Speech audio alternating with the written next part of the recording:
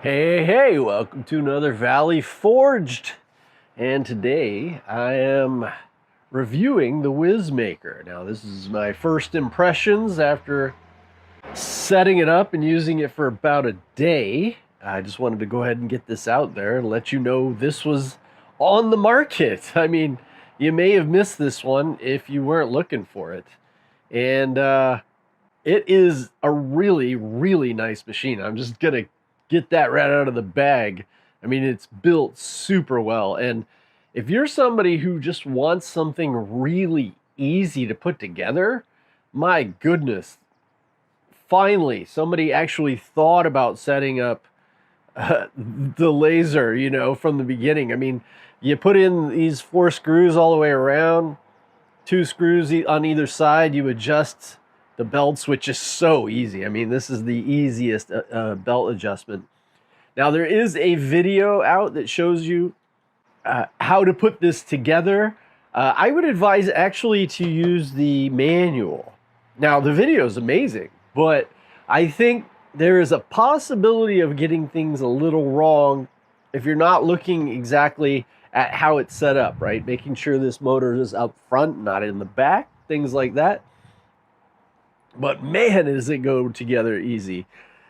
After, putting together lasers over and over and over again, you would think I would get way better at it and it would become easy. But the truth is, most of them are still a pain in the butt. But this one is just really great. So if you were buying this for a gift for somebody or something and you wanted to make sure that they could actually put it together, this is the one.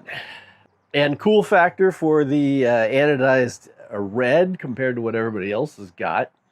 This is a 20-watt diode.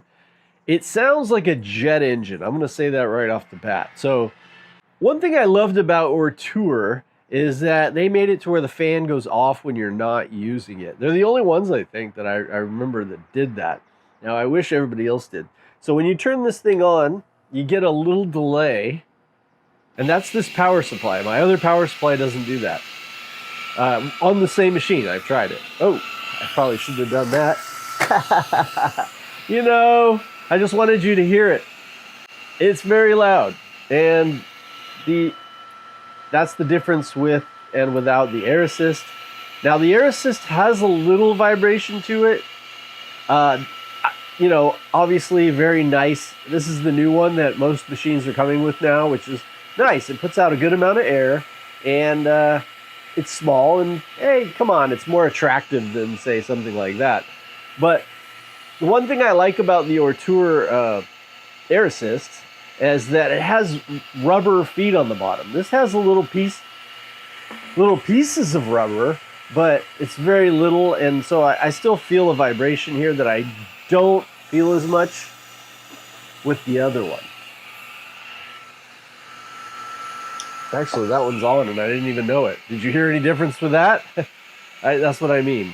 But pretty cool, actually. And they did this thing to where the power actually works together, so you only have one cord that goes to both. Now, that could be a good or a bad thing. If you want to put this somewhere far away, you're not going to be able to do that. Say you want to put it in the back like I have with the Ortour. The benefit, though, of course, having one plug is kind of nice. But also, you're going to want to turn this up and down, so you're going to want to have it together with the rest of the stuff. So I don't really see that as being a big detriment, and I'm sure there's ways around it. This is just a standard 24 volt. You could put another one on it. As you can see, I mean, very first thing I did, I wanted to make something with circles in it and words so that I could make sure everything was working the way it's supposed to. Now, this line was already in the wood, as you can see over here. But, yeah, concentric circles there, and with some engraving right on the inside of that, so I could see that it was working correctly.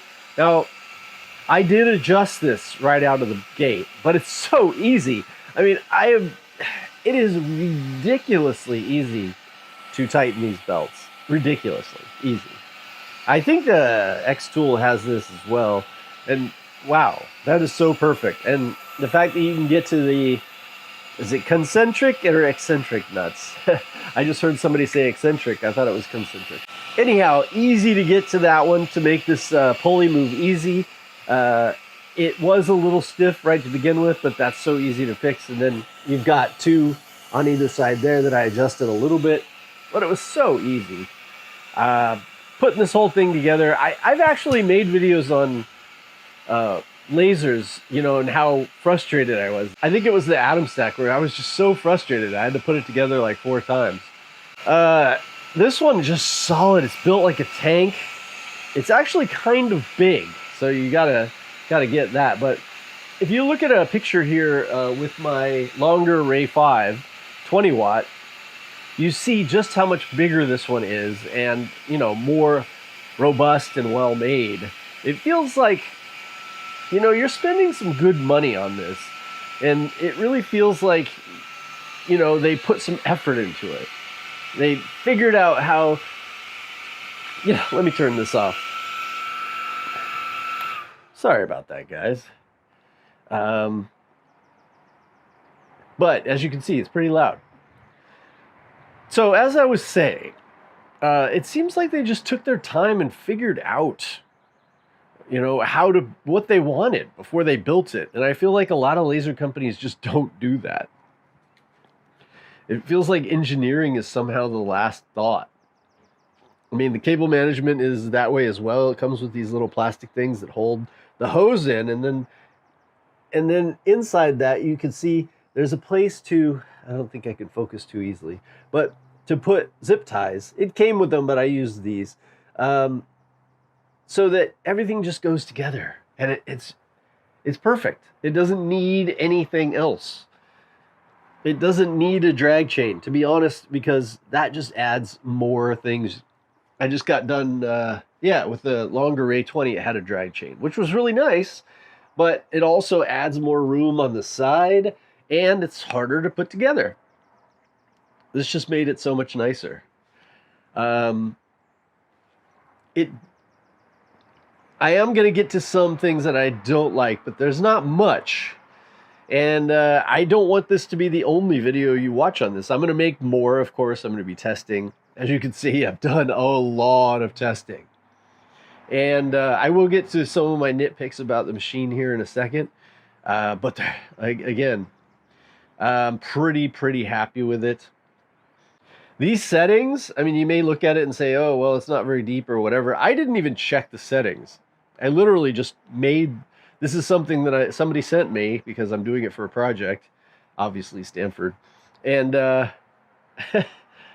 they literally, I just punched some stuff in and hit the button, and there it went. So as I work on the project, I will, of course, be making different settings for it, and I'll probably put that in the video, in the next video. So, working good, everything is nice. Very first time I turned it on, that's when I made this first coaster. So I didn't even do any sort of test grids or any things like this. I literally just made the coaster right away. The next thing I wanted to do, and we're going to get to my nitpicks, is these things. You know, I just watched Clack Shack's video. He's, I think, the only other one to do a video on this yet. And I highly suggest you go watch his as well. He took his off as well. I always do. I took it off on my every laser I have that has one of these. If it's available to come off, I take it off. But what I noticed is that I'm getting a little bit better performance with this on. And that's why you see so much testing here, is that I was testing with it on and testing with it off. And I was adjusting focus and just seeing what I could do. And it seems like I get just a little better performance with it on. And I guess that makes sense because you heard that jet sound. I'm sorry I left it on so long, but you heard that jet sound. Well, all of that is coming down through this as a tunnel, and I think it does add a little bit of performance to it.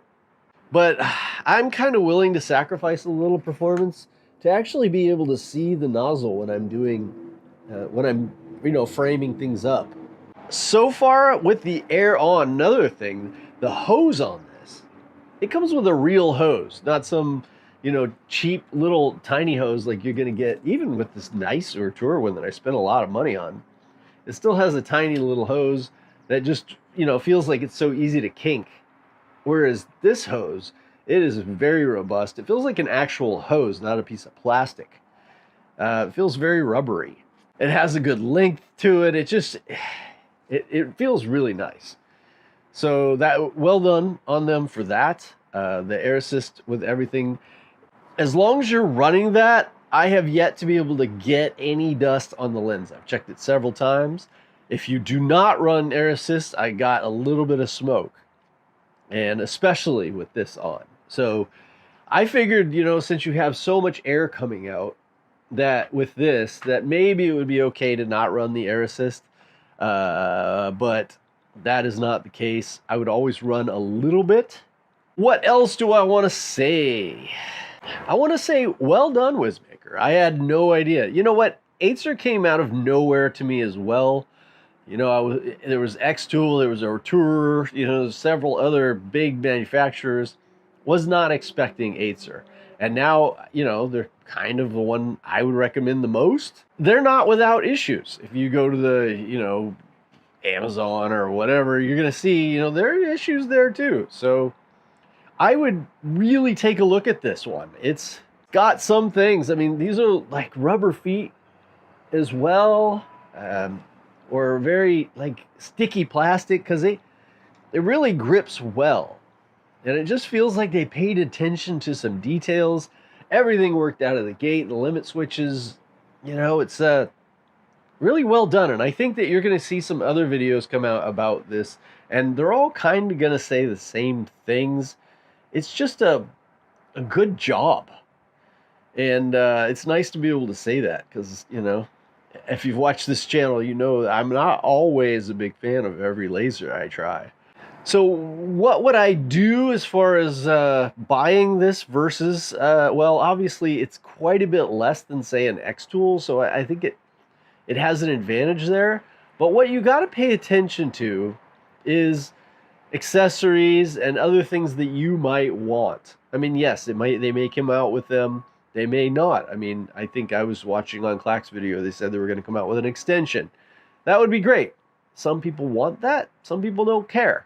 But I just think it's something to pay attention to, of why you would buy one laser over another. And of course, there is price. I mean, this is going to be right there, a little bit less than an Acer and a little bit more than a longer Ray 5. All great 20-watt lasers, but you can see my side-by-side picture with the Ray 5.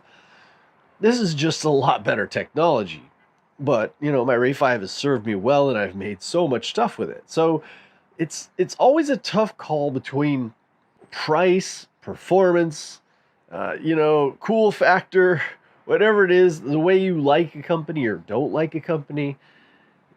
Now, you can get this from Amazon, and I think that's helpful, because the link I have is for Amazon. It's not an affiliate link. There's no discount codes or anything like that as far as I know. It's just they have a coupon already for a couple $100 off, I think, right now. Or $100 off, I don't know. But overall, I can say my first thoughts on this: great job, good machine. I hope to make a whole bunch of stuff with it within the next few weeks and let you know how that goes. But keep this one on your radar. It is definitely one of the better machines I've tested. But after a few weeks of messing around with it, I can find some more stuff wrong. There's always something, right? Some other slight negatives that I might want to mention: pretty short cable. I actually have a really long cable that I got that's been super useful, so I don't really care about that. And the glasses. I mean, I may be incorrect, but I'm pretty sure this is not the right color glasses for a diode laser. Why don't you let me know in the comments? I'm sure somebody like Rich, Louisiana Hobby Guy, or one of the other reviewers will confirm that as well. But yeah, I think these are supposed to be orange or yellow. Kind of like these beautiful things right here that have been my favorites for a long time.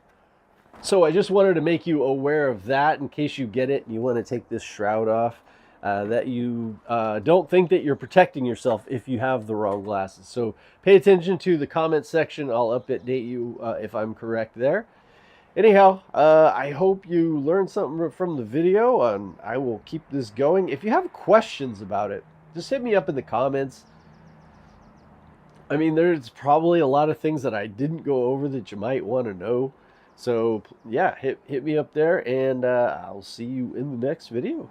Oh.